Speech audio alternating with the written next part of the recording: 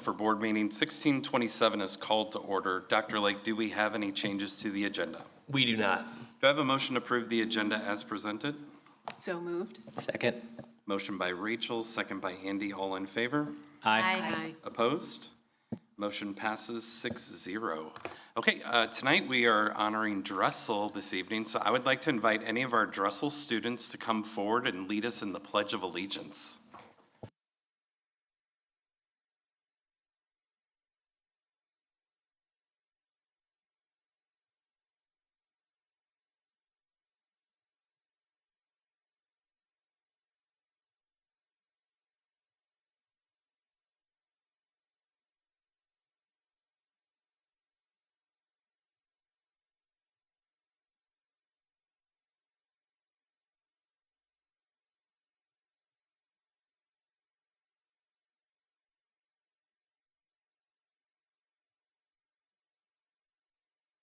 Thank you. Okay, Dr. Pat Shinnicase and Dr. Jennifer Albers from Dressel Elementary will now present their special recognitions and learning report.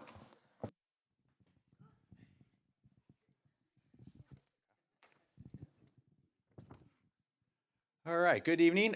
We'd like to start with our student recognition. So first off, can I have Ira Peshkatari come to the front? Ira, come on up.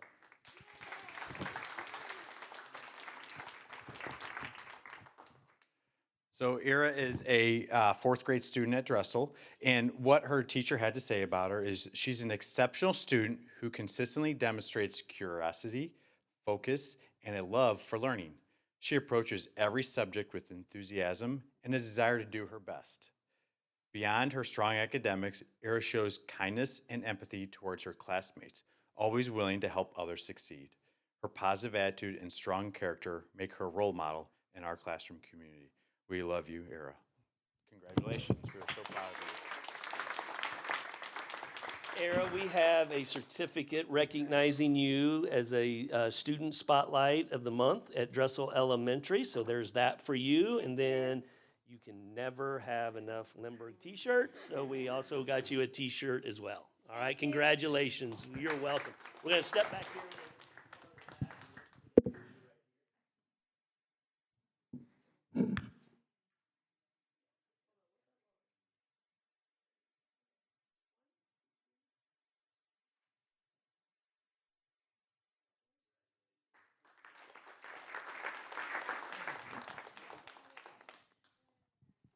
All right, next up is Emily Sindelar. Come on down. So Emily is a fifth grader at Dressel Elementary, and her teacher said Emily is kind, inclusive leader who's always willing to lend a helping hand. She also approaches each day with a positive attitude and a genuine desire to support others.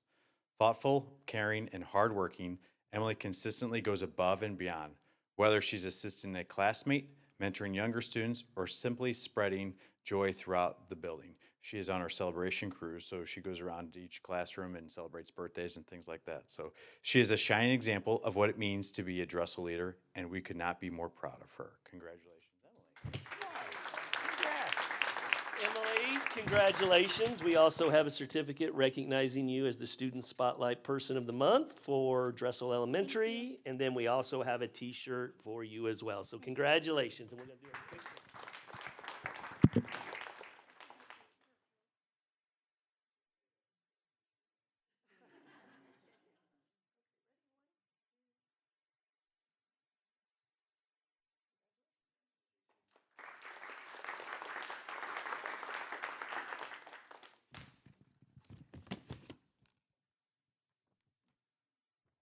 All right, next up, we like to highlight and spotlight our staff, sports staff of the year, or in our Dressel teachers of the year. So first up is the district support staff of the year, Beth Hine. Come on up, Beth.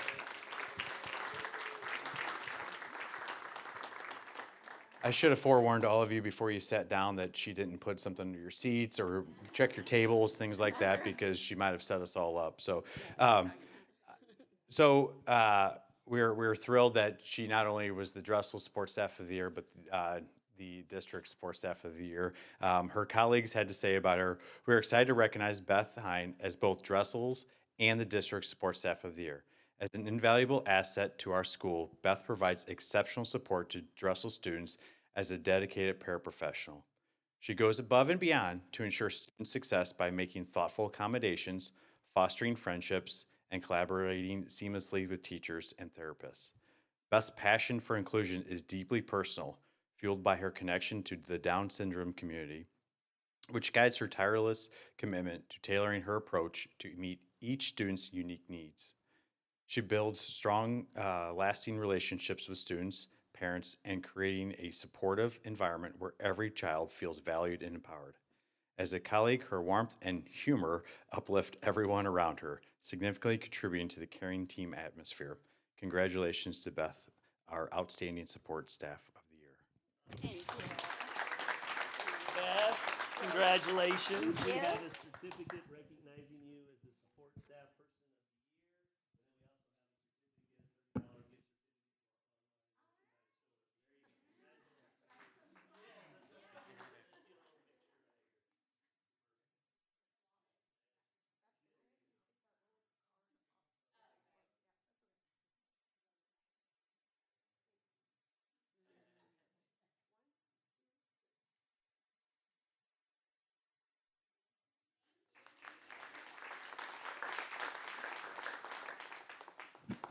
All right, next up is Dressel's Teacher of the Year, Leanne Gregston.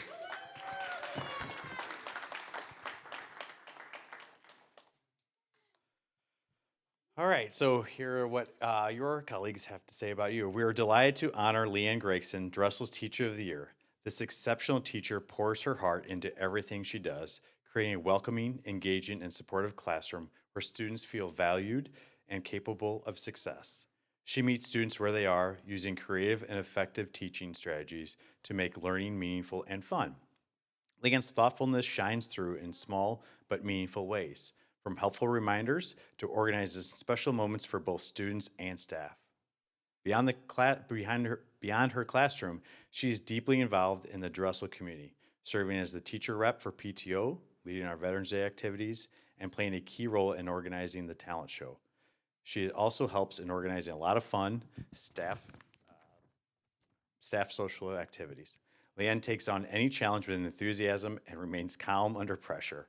Her unwavering dedication, positivity, and leadership make Dressel a better place every day. She's an incredible teacher, a supportive colleague, and a true asset to our school. We are beyond grateful for all she does, and Dressel would not be the same without her. Congratulations to our Teacher of the Year, Mrs. Gregston. Leanne, congratulations.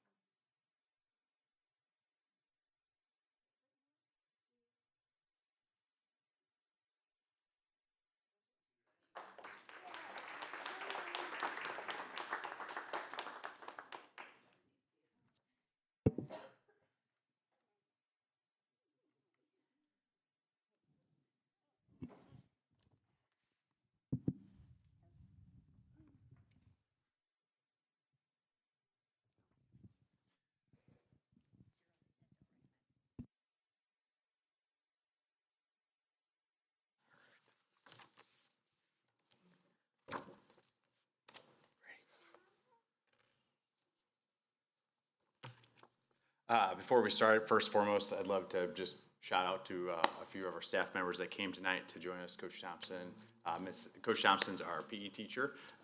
Ms. Hafner, who is our special ed essential skills teacher, and Ms. Jaggy, the better half of Dominic Jaggy, his wife. She's a reading specialist at. Sorry, oh, you were here. Sorry. So thank you guys for coming, and then. Mrs. Sindelar, who's Emily's mom as well. She's a kindergarten teacher at Dressel. So thank you guys for spending your night with us tonight. We'll keep it short and sweet, I promise. Okay. All right. Good evening, members of the Lindbergh Board of Education, Dr. Lake, and District Cabinet. I'm Dr. Patrick Shenekase, Principal at Dressel Elementary, and I'm joined tonight by our assistant principal, Dr. Jennifer Albers. We're excited to highlight the incredible work our students and staff have accomplished this past year. Everything we share connects directly to our Dressel Compass Plan, which is outlined in the written learning report provided to you. Next slide. This year, our theme at Dressel is Game On. Together as a staff, we've brought this theme to life by weaving games and a sense of friendly competition into our professional learning. You wish you were on Leanne Gregson's team because she plays for Blood. So anyway, tonight we'll focus on 3 ways our school community continues to level up. From practice to playoffs, just a snapshot of student learning and growth from this last year. One team, one dream, celebrating the amazing work of our staff and students. And finally, customizing the playbook, how we continue to personalize and maximize learning for every student. Next slide. Last year, our Compass Plan set a goal for 80% of Dressel students in grades 3rd through 5th to perform in the average to high average range on the NWEA ELA assessment. When we reflect over the past 3 years of dedicated strategic ELA instruction at Dressel, including a new curriculum, the visual on the slide showcases a journey of substantial and celebrated gains. Our reading achievement has shown consistent and meaningful growth each year. This past spring, 87% of our students scored within the average or above average range, up from 65% just 2 years ago. This remarkable 22% increase from our baseline confirms the effectiveness of our plan and sets a new high standard for achievement at Dressel. Next slide. Turning our focus from achievement to growth, the story is equally reaffirming. The gains we've seen in achievement are directly supported by our outstanding growth our students demonstrated on the NWEA ELA assessment. Our Compass Plan also set a goal related to growth, to see 70% of our students falling into the average to high average quintiles. As you can observe, 82% of our students were in those ranges, a significant and sustained increase from 2 years ago. These results are the direct outcomes of the extraordinary effort and unwavering commitment shown by our students, our teachers, and staff. We are incredibly proud of this collective achievement and are committed to sustaining this culture of excellence and high expectations for every Dressel student. Next slide. Another piece of our Compass Plan that has continued to evolve is our Limburg Life Success Skills focus. We work to connect these skills with everyday life at Dressel and outside our walls. The picture on the left highlights an event organized in observance of Braille Literacy Month and showcases inclusiveness. To foster empathy and understanding, students participated in activities designed to help them better comprehend the everyday challenges faced by individuals with vision impairments. These engaging and impactful activities were collaboratively developed by our Belonging Committee, our Special School District Vision Itinerant Teacher, and our Vision Paraprofessional. Our Buddy Life is represented in the middle video column. Click on the arrow to watch a short video of our Buddy Life in action. Boom, clap, clap,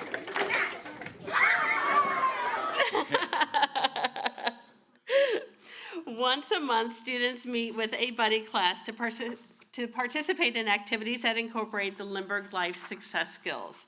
These initiatives, from inclusive empathy exercises to our monthly buddy class meetings, demonstrate how we are actively and successfully integrating the Limburg Life Success Skills.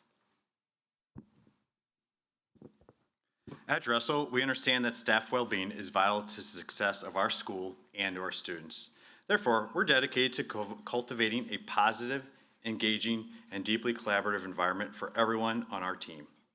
When comparing our culture and climate staff survey from last fall to this fall, it is noted that 96% of our staff agree that they enjoy coming to Dressel. We see this high percentage as direct evidence of the positive and supportive culture we strive to maintain at Dressel. Next slide. As you've already heard tonight, we have an incredible staff committed not only to our students, but to each other. This dedication has earned high-level recognition. including celebrating Mrs. Gregston as Dressel's Teacher of the Year and Mrs. Hine as the District Support Staff of the Year. But we want to also highlight a few examples from the slide that showcase this excellence. This year, we were proud to see Mrs. Amanda Moran, our special school district paraprofessional, who was honored with the prestigious Starfish Award by the Special Education Foundation for her incredible, impactful work with our students, and represented in the picture on the left. The picture on the far right showcases the dedication of our staff to professional learning.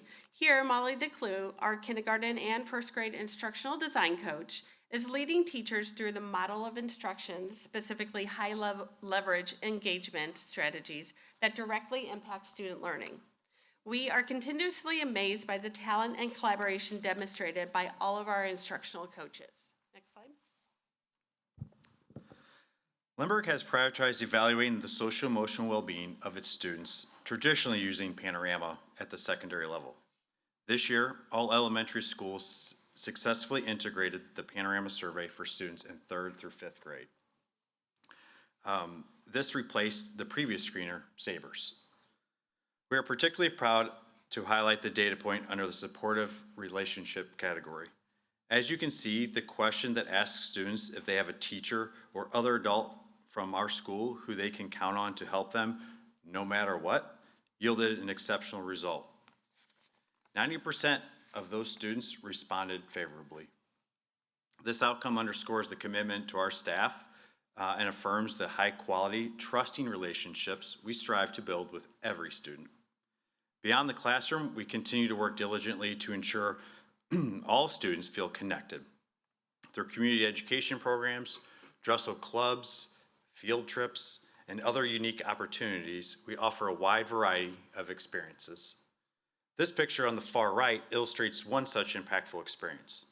As part of our community service efforts, our student ambassadors and Dressel-tastic choir volunteered at a local retirement center. Our students engaged with residents by singing, playing games, and participating in arts and crafts. These experiences effectively foster and cultivate our students' ability to impact their community in a meaningful and empathetic way. Personalized learning continues to be a key priority for both our teachers and our students at Dressel. The photos on this slide highlight just a few examples of how this work comes to life in our buildings. On the left, you can see one of our instructional design coaches co-teaching a lesson with a 4th grade teacher as part of an ongoing coaching cycle. These cycles are essential to improving instructional practices and ultimately student outcomes. Our instructional design coaches do an exceptional job tailoring their support to meet the diverse needs of our staff, ensuring every teacher has access to personalized, job-embedded professional learning. On the right, you will see another powerful example of personalized learning. This time, it's with our students. One of our kindergartners entered school with a very limited English. To support his transition, a collaborative team came together. Katie Stoltenberg, our district instructional technology specialist, Amela Omergich, Dressel's multilingual learner teacher, and an interpreter. Together, they created a digital personalized book that included photos of him completing everyday routines, paired with audio directions in both English and his native language. This resource helped him understand expectations, feel confident, and begin building independence from day one. It's a wonderful example of the team-based, student-centered approach that defines Dressel and demonstrates our commitment to meeting every learner where they are.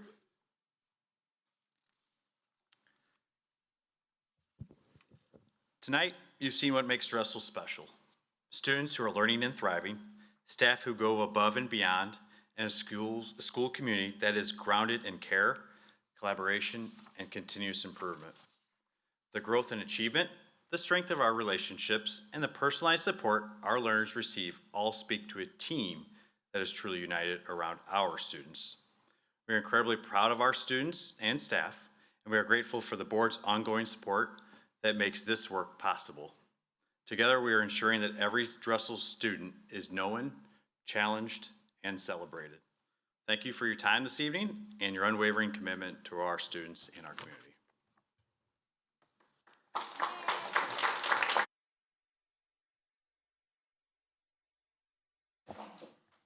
Thank you.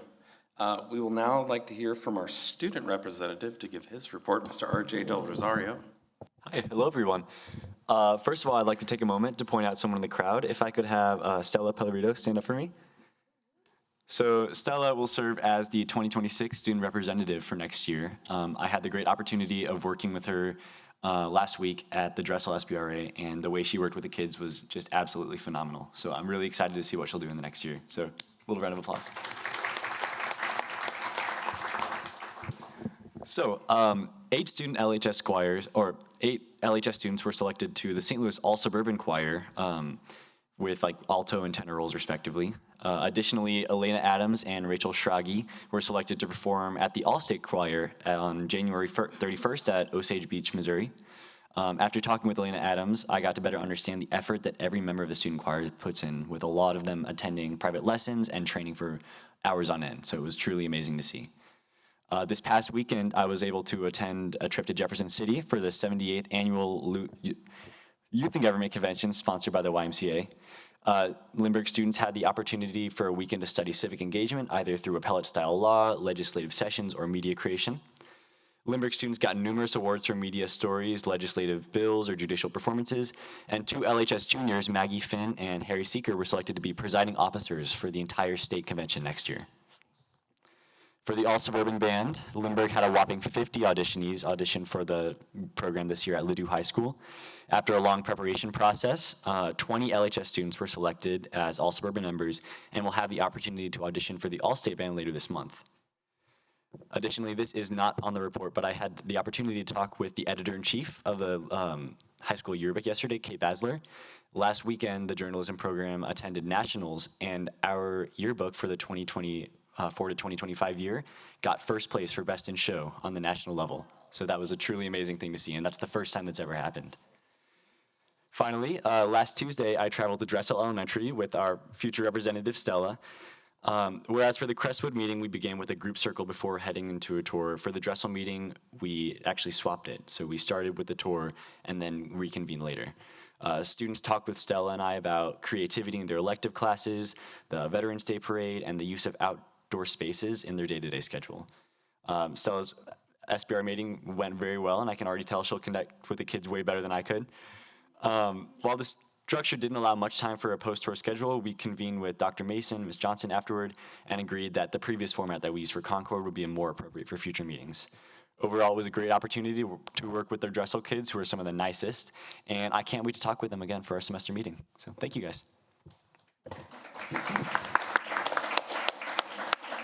Thank you, RJ.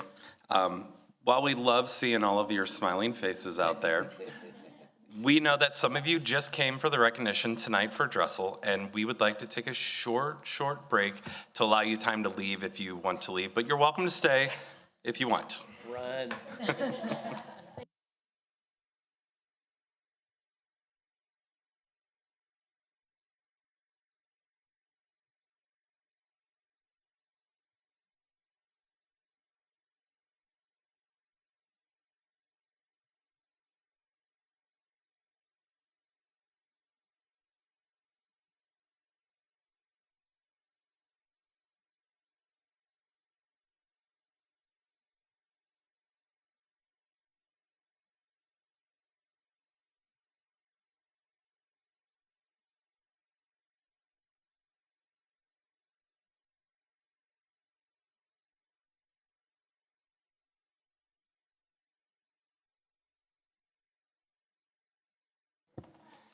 Okay, we will move along. We're going into consent resolutions. We do have one this evening. It is the American Education Week resolution. Before we ask for a motion, I do want to mention that each of us are wearing a school t-shirt this evening in honor of American Education Week, which is November 17th through the 21st. And we want to sincerely thank all of our teachers and staff for their commitment to our students. Now, to the resolution, do I have a motion to approve the American Education Week resolution as presented? So moved. Second.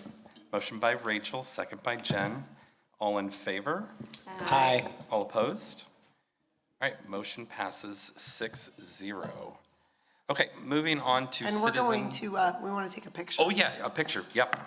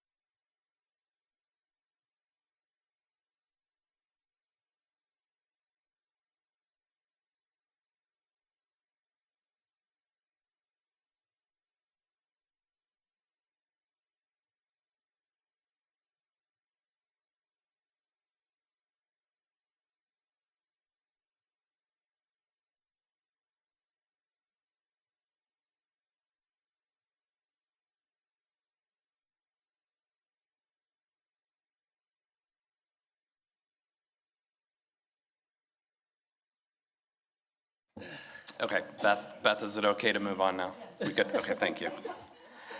All right, 6.0, citizen communications. We do not have anyone signed up this evening for communications, so we'll move on to 7.0. We have announcements, calendar events, and upcoming board meeting agendas. Ms. Megan Vetter. Thank you. For announcements, 7.01, we have the candidate filing for Lindbergh Schools Board of Education. The filing for the Lindbergh Schools Board of Education election will open on Tuesday, December 9th, and close on Tuesday, December 30th. 3 seats are available for 3-year terms. Candidates must file in person at the St. Louis County Board of Elections office. More information is available on the district website. 7.02, nope, my bad.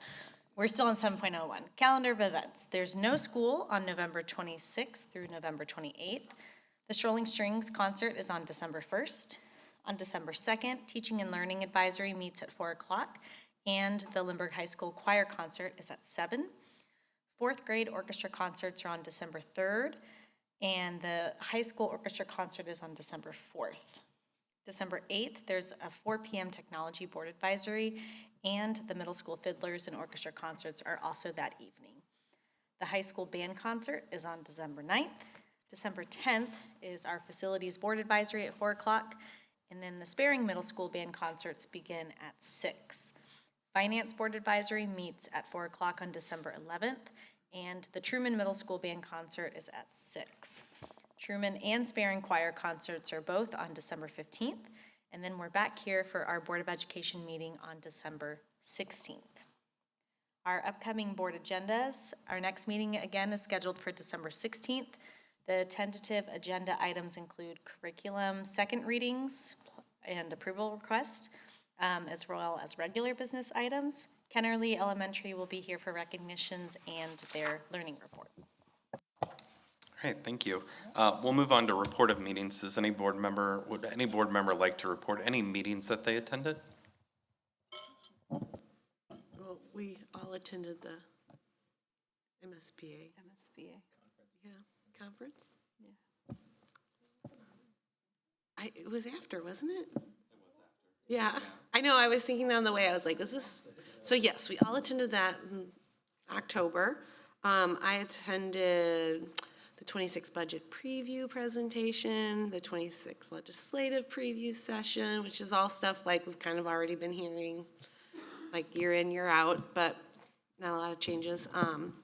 And then I was able to also attend, there were a few others, I was just gonna talk about those. And then I attended the general session Saturday morning with Temple Grandin, which was amazing. It was great. She's a fun public speaker. So, anyway. I also want to recognize that we were able to see our very own Colin Davitt at the MSBA conference that did a great presentation on AI. And we're just really grateful to have him leading that space for us. So great job, Colin. And our high school students, Yes. also for co-pilot, were at the student showcase and the expo. So it was really fun to be able to stop and see people we knew, students we knew, and cheer them on. And they did a great job. I heard several people from different districts talk about how cool that program was and how well they did, so it was well done. I just wanted to report on the one that, obviously I attended several, but the DESE with Dr. Carla Esslinger. I think she's amazing. So I attended that workshop, and she had her assistant commissioner, deputy commissioner there as well present. And I gotta say, they're pretty amazing. Like, all of them talked about their strengths and what their plan is for students of Missouri. And I thought it was really great. I felt very supported as a school board member and as a school district. A couple of things that I just want to point out they talked about is they're actually going to have a strategic plan. Have we heard of that before, having a strategic plan? And they're going to follow it. So that was pretty cool. They're also studying a lot of data. The State Board of Education are going to be going out into school districts and visiting schools so they can start to learn about those areas. So I thought that was really interesting that maybe we haven't done that before. So that'll be that'll be good for them as well. And of course, there was information about the foundation formula and the committee they have put together for that. So far, they've had 2 meetings, and that should be finished up on December of 2026. So I just really felt it was positive, and I felt the group was heading our students in the right direction. So I wanted to share that. I think one of my favorite sessions was with the Missouri Department of Conservation. They went over a lot of different programs that they offer, a lot of times free of charge to schools, and it was just interesting that they actually came out, the Department of Conservation came out and helped us clear the land behind the Farmers Club, and do that as a community event here not too long ago. And it's just interesting to see us collaborating with that and seeing our students get out and experience the outdoors, because Missouri's got some really cool outdoor stuff. Megan and I were able to attend a workshop on school finance right before the conference started, and then I also was able to attend some other programs during the conference on that, which I especially appreciated because I did have intensive training in my first year as part of the process that we go through as a new board member, but always good to learn more and grateful for that opportunity. And then this morning I attended the parent leadership meeting, which was very well attended, and appreciate the district continuing to offer that for the parent leaders. And I was able to attend the president's workshop, the pre-workshop. It was interesting. They talked about different ways that boards can evaluate themselves. So we do superintendent evaluations, but we don't really evaluate ourselves and how we are functioning as a board. So the conversations are happening. There's nothing. There's nothing. 10 out of 10, right? Yeah. There's nothing out there on this. The person who was leading it is actually doing her doctoral study on it. And so she's basically pioneering it and leading the way. So there may be more to come with that. Okay. All right, any others? I would be remiss if I did not mention the Lindbergh Holiday House Tour is December 7th. Get your tickets now. We have 5 houses, and it's our 50th year doing the house tour. So get your tickets, and there's a bonus house too. It's new construction. Yeah. So anyway, hope to see you all there. All right, thank you. Okay, we'll move on to watch the MSBA board report. Colin? Of the Missouri School Boards Association's board report. We begin with a look at the 2025 MSBA Annual Conference in cooperation with MASSA and MOASBO. This year's event was once again held in Kansas City. MSBA President Shelley Mantell got the conference off to a great start at the first general session. During her remarks, she stressed the importance of local school board service. When I was a student, and even though my father was a teacher, I had no idea there was a school board in the background guiding those places of learning. The work of school board often goes unnoticed, but our work is critical to the success of our districts. As leaders in public education, it is our greatest duty to ensure that our districts have the administrative and fiscal strength to provide the best possible education to our students. It is imperative that we advocate for fair and consistent funding for our children, that we represent the people who elected us, and that we take very seriously our fiscal responsibility to our patrons. During the third session of the conference, Missouri's 2026 Teacher of the Year, Kimberly Sixto, was recognized. She told the crowd that whether you're a teacher, an administrator, or a board member, everybody has a role to play as a champion for public education and our students.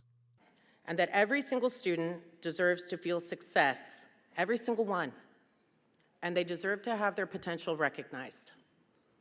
So I know when my students leave my class that they most likely won't remember the 27 amendments that I've tried to drill into them to be ready for EOC testing. I mean, there's a hope. But I know that they will remember how I made them feel. And I want that memory to be a good one. I want it to be something that they can hold on to and say, she believed in me. So, to all the school board members out here tonight, I want to say thank you. Thank you for the time you devote to our young people and to the education staff across the state. It doesn't happen without you. Thank you for working diligently to problem solve educational issues that often feel insurmountable. I know they do. Thank you for taking those late night phone calls from teachers who need help or the parents who have concerns. And thank you for fighting for Missouri schools and for the value of our educational system. This work doesn't happen without you. It doesn't happen without all of us. Also during the third session, Suzanne Luther of the Jefferson City School District was presented with the Paul Morris Community Service Award. But I do want to say I am so honored to be awarded this with this company because I feel that everybody who steps up as a school board member qualifies for this award. And Seymour R2, Republic R3, and Hazelwood were all awarded MSBA Future Builders Early Childhood Education Program of the Year awards.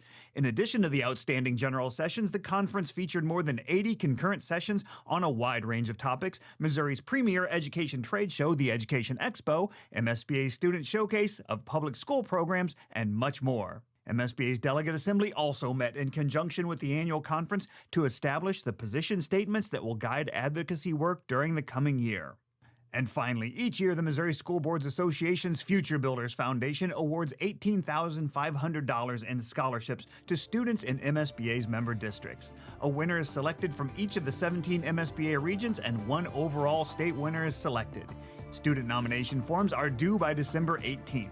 Visit the MSBA website for more details. That's it for this month's edition of the MSBA Board Report. Thank you for allowing us to have some time at your board meeting, and we'll see you in December for the next MSBA Board Report.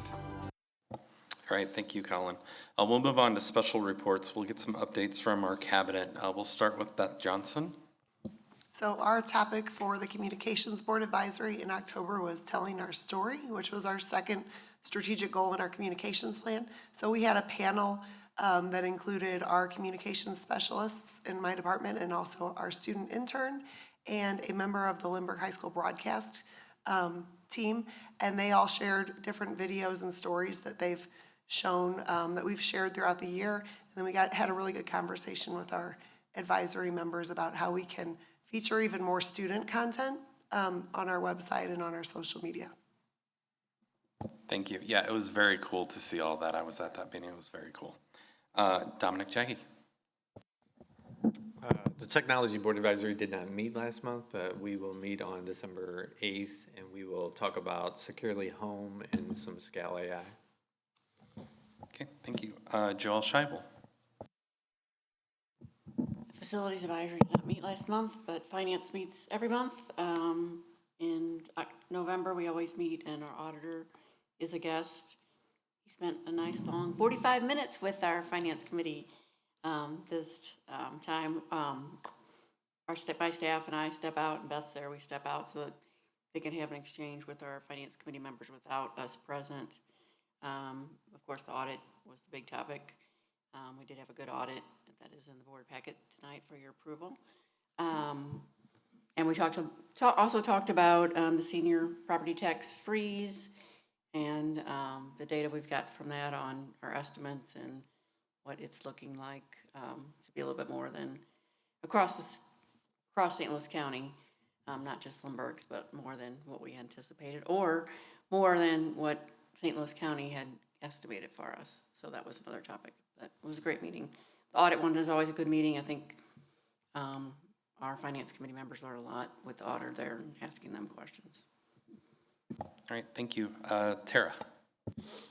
The Teaching and Learning Board Advisory focused on the high school course registration and change process. So really had a great presentation from the high school counseling and administrative team about what that looks like currently and the supports that are in place for students, and then gathered feedback from small group conversations about how we could improve the process to support students who may decide that a course is not appropriate for them.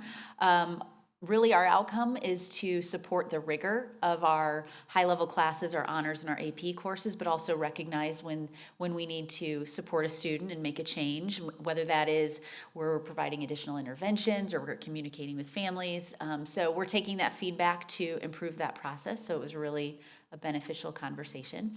And then Student Life Board Advisory met last week, and we reviewed the Panorama data. Just as a reminder, Panorama is our social emotional learning screener. We added it this year for grades 3 through 5. Previously, we were using a tool called Sabres. So we had a screener in place before, but now we're using Panorama from grades 3 all the way through 12th grade. So we were able to look at that initial data from the fall screening and then really took a deep dive into a new portion of the survey, which is on climate and culture. And it was very interesting to see what kids had to say about, the climate and culture of their schools. And they're really hard on themselves about following rules. That was really the takeaway. They seem to, they don't, I think they think if I don't bring a pencil to class, I'm not following rules. And so that was really interesting conversations in those groups as well. Thank you. And Brian McKinney. The HR group met. We discussed the cost savings, retention, and separation plan. We talked about a variety of personnel and legal matters, and we reviewed the monthly personnel report. All right, thank you. All right, we'll move on to action items by consent. Are there any consent agenda items anyone wishes to remove for individual consideration? No, but I will be abstaining. Okay.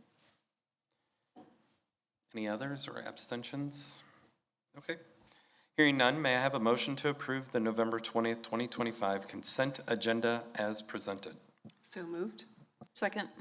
We have a motion by Rachel and a second by Christy. All in favor? Aye. Opposed? Motion passes 5-0. We would like to say thank you for an anonymous monetary gift we did receive this month. While we cannot thank the individual publicly by name, we want to recognize this thoughtful donation, so thank you. All right, moving on to individual action items. We have one this evening. It is the construction manager at-risk contract. To open discussion, do I have a motion to approve the construction manager at-risk contract as presented? So moved. Second.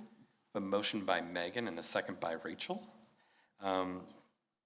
We can open it up for discussion. Joelle, do you have anything for us?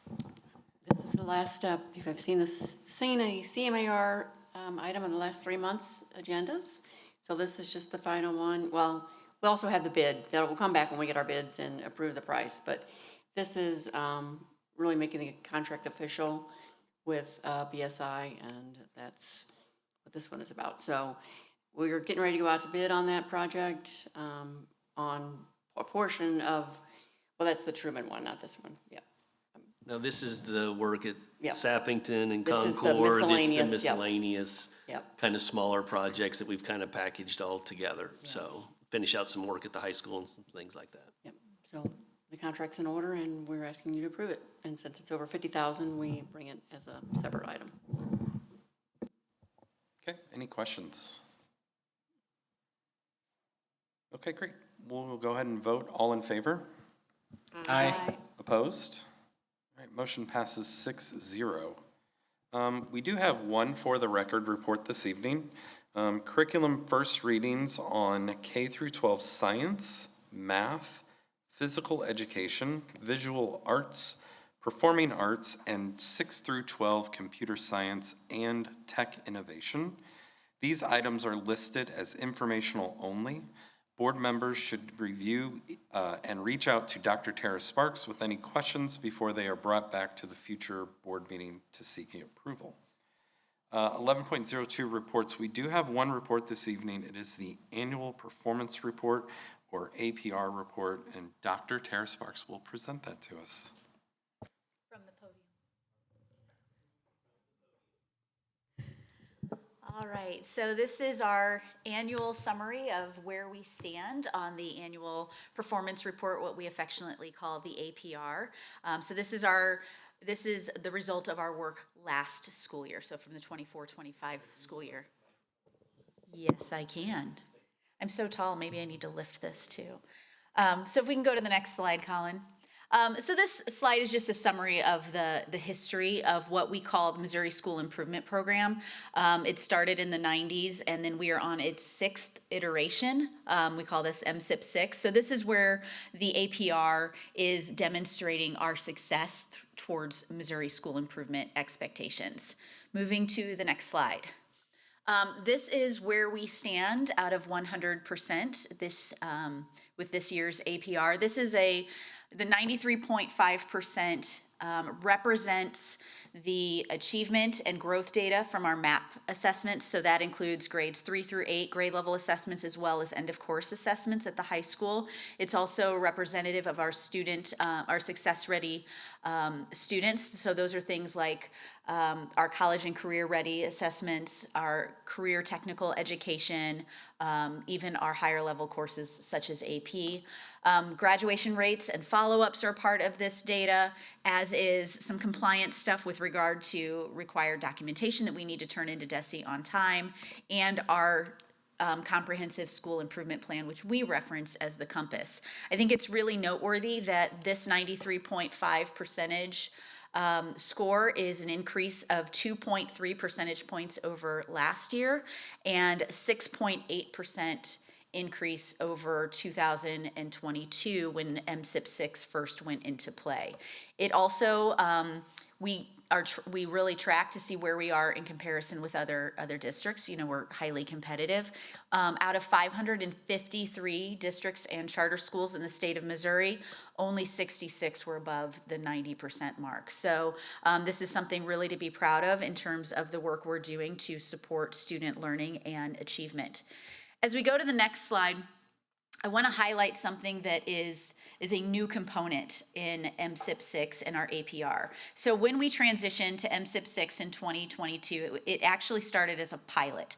So what MSIP is looking for in terms of our annual performance report and our accreditation long-term is how we look over the course of 3 years. So they call that a composite score. Once we have a composite score for 2 consecutive years, that's when we officially have an upgraded accreditation status. So the 22 to 24 composite, that does not, I have that in red, that does not count as one of those 2 years because 2022 was pilot data. So we have to have non-pilot data over the course of 3 years in order to earn a composite score.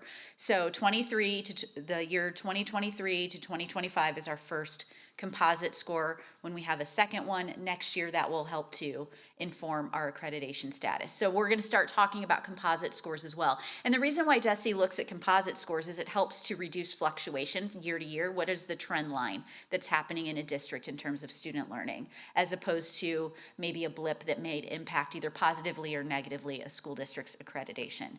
So when we go to the next slide, you can see that our composite score, which is, again, still comprised of all of those same data points, but it's just looking at it over 3 years, that is a 93%.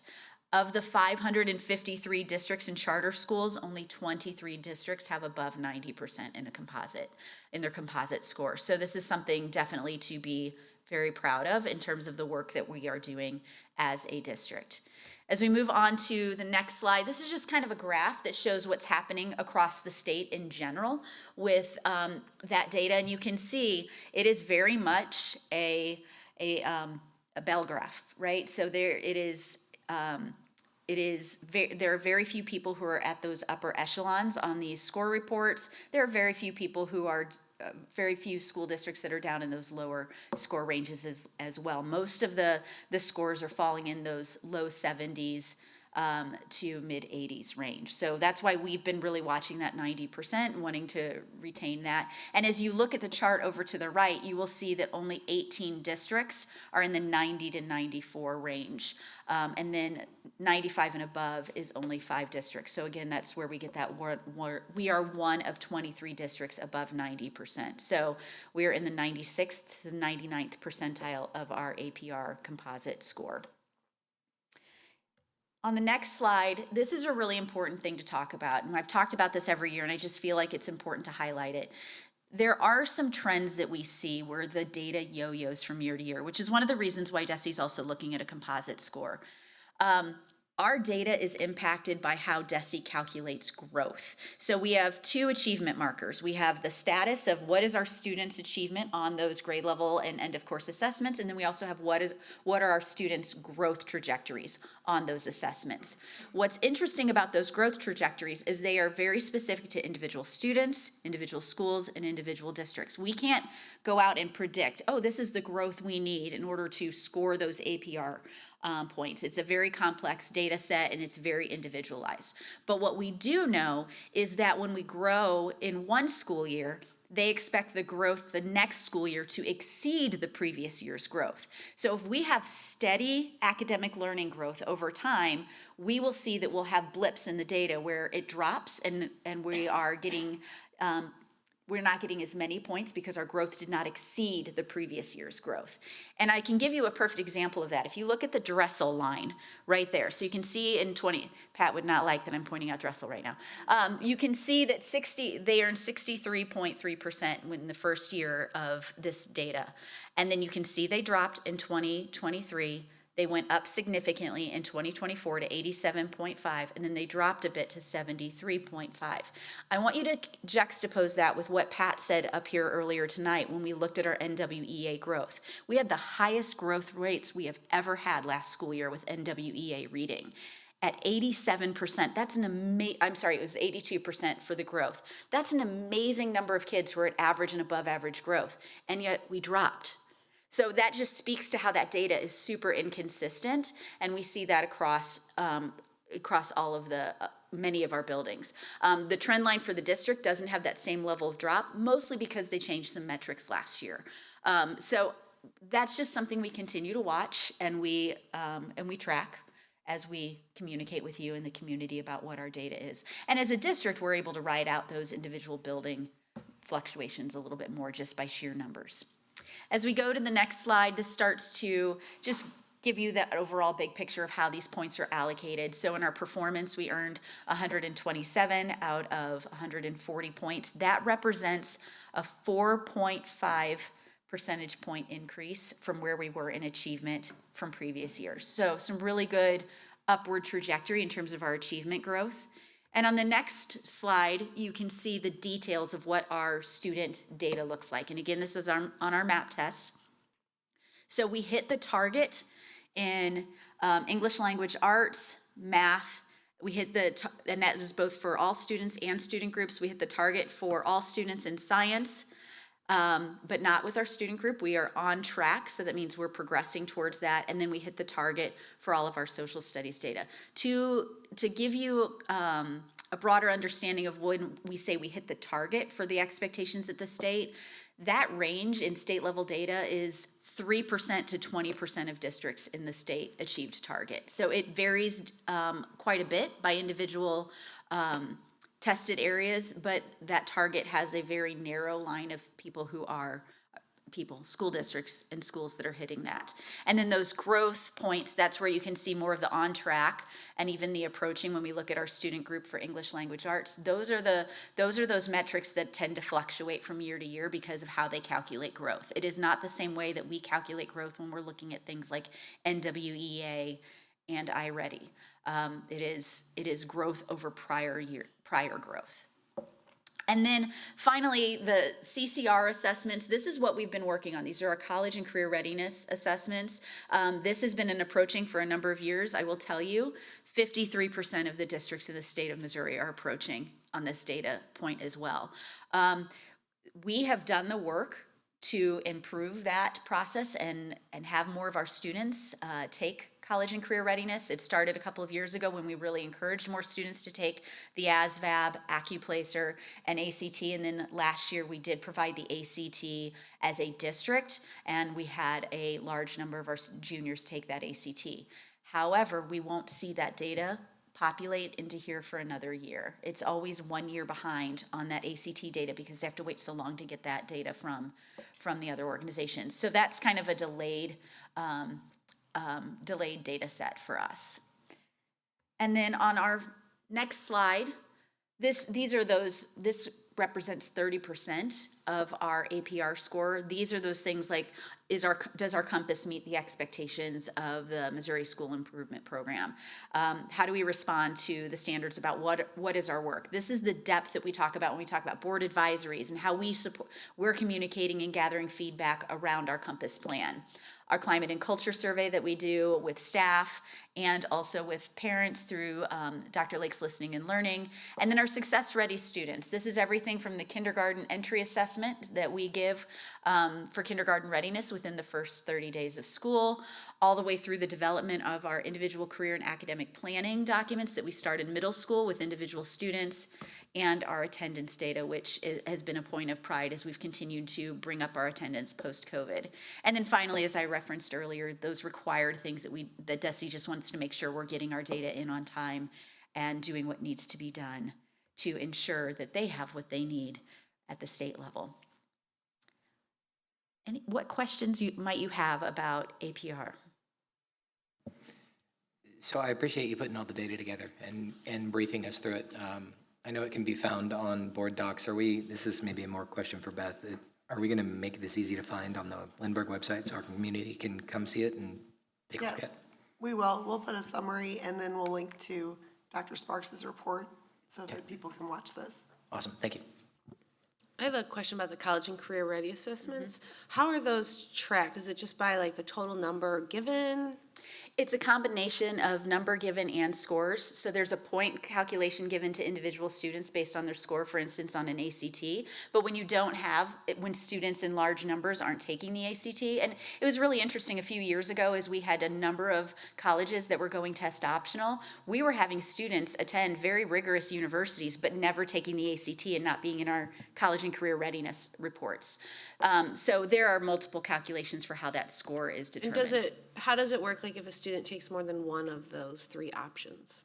That is a great question. Like, does that count as extra? You know what I mean? Like, Yeah. if you have a student that takes all 3, does that Yeah. count as 3 taken don't as know. opposed to 1? I don't, yeah. Yeah, I have not delved into that, so I can find out that answer and let you know. I was just curious. Yeah.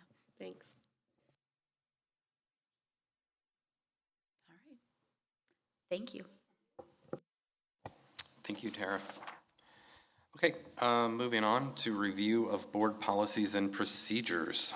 Board policies BDDH-1, EHBD, GCPA, IGDA, JEC-1, JECA-1, JEC-1, JECA-1, JFCA, JFCJ, JG, JGF, JHDE, JHDF, and JHG have been brought as first readings. I expect you all to read those, please, and will be brought back to a future board meeting seeking approval.